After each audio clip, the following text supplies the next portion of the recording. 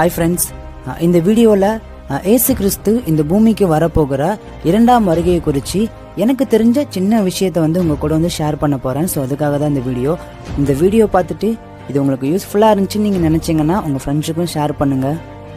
தேவன் ஆதாமையும் ஏவாளையும் படைத்த நாள்ல இருந்து நோவா அப்படிங்கிற ஒரு மனுஷர் இருக்காரு. ஸோ அவர் வாழ்ந்த நாட்கள் வரைக்கும் இடைப்பட்ட காலம் பார்த்தீங்கன்னா கரெக்டாக 2000 வருஷம் இருக்கு.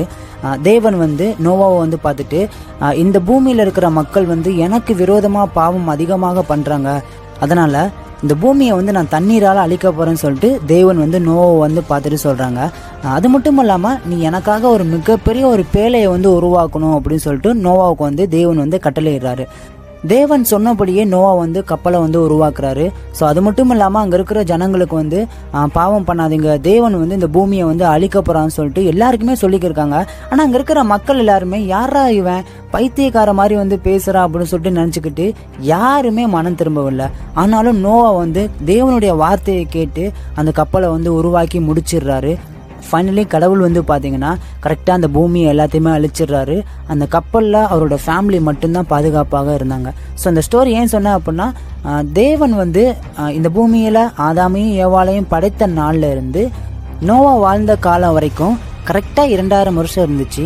ஸோ அதுக்கப்புறம் நோவாவின் நாட்கள்லேருந்து ஏசு கிறிஸ்து இந்த பூமிக்கு பிறந்த நாள் வரைக்கும் கரெக்டாக அந்த டைம்லையும் கரெக்டாக 2000 வருஷம் இருந்துச்சு. ஸோ இப்போ பார்த்தீங்கன்னா ஏசு கிறிஸ்து இந்த பூமியில் பிறந்த நாள்ல இருந்து இப்போ வரைக்கும் 2000 வருஷம் தாண்டி 20 வருஷம் எக்ஸ்ட்ரா வந்திருக்கு. ஓகே ஃப்ரெண்ட்ஸ், இந்த சின்ன விஷயம் உங்களுக்கு புரிஞ்சிருக்குன்னு நினைக்கிறேன்.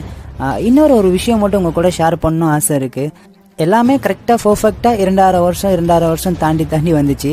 ஆனால் இப்போ மட்டும் ஏன் 20 வருஷம் எக்ஸ்ட்ரா போயிருக்கு அப்படின்னா, என்னோட தாட்ஸ்லேருந்து சின்னதாக ஒரு விஷயம் இருக்குது. ஸோ அதை உங்கள் கூட ஷேர் பண்ணுறேன் இப்போ. ஓகே, அதுதான் கிருபையின் காலம் அப்படிங்கிறது. பைபிளில் சின்னதாக ஒரு விஷயம் சொல்லியிருக்கு, ஒருத்தர் கூட நரகத்துக்கு போகிறது ஏசப்பாவுக்கு பிரியமில்லைன்னு சொல்லியிருக்கு. ஸோ ஏன் இவ்வளோ டிலே பண்ணுறாங்க அப்படின்னா, உண்மையாகவே ஏசப்பா ஒரு ஆத்மாவை கூட நரகத்தில் விட்டுறக்கூடாது அப்படிங்கிற ஒரு விஷயத்துக்காக மட்டும்தான். இந்த உலகத்தில் எவ்வளோ பாவம் இருந்தாலும், எவ்வளோ அசிங்கமான விஷயங்கள் இந்த உலகத்தில் நடந்தாலும், கடவுளுக்கு அருவருப்பான விஷயங்கள் இந்த உலகத்தில் ஒவ்வொருத்தவங்களும் பண்ணிக்கிட்டே இருந்தாலுமே அவர் உண்மையாகவே கிருபையாக அவங்கள நேசிக்கிறதுனால மட்டும்தான் இன்னைக்கு நம்ம எல்லாருமே இந்த உலகத்தில் இருக்கிறோம். இன்னைக்கு கூட நிறைய பாஸ்டர்ஸ் நிறைய பேர் கடவுளுடைய வருகையை குறித்து பிரசங்கம் பண்ணிக்கிருக்காங்க. ஆனால் நம்மலாம் பார்த்தீங்கன்னா அதெல்லாம் சும்மா ஏதோ சொல்கிறாங்க அப்படின்னு சொல்லிட்டு நம்ம போயிடுறோம்.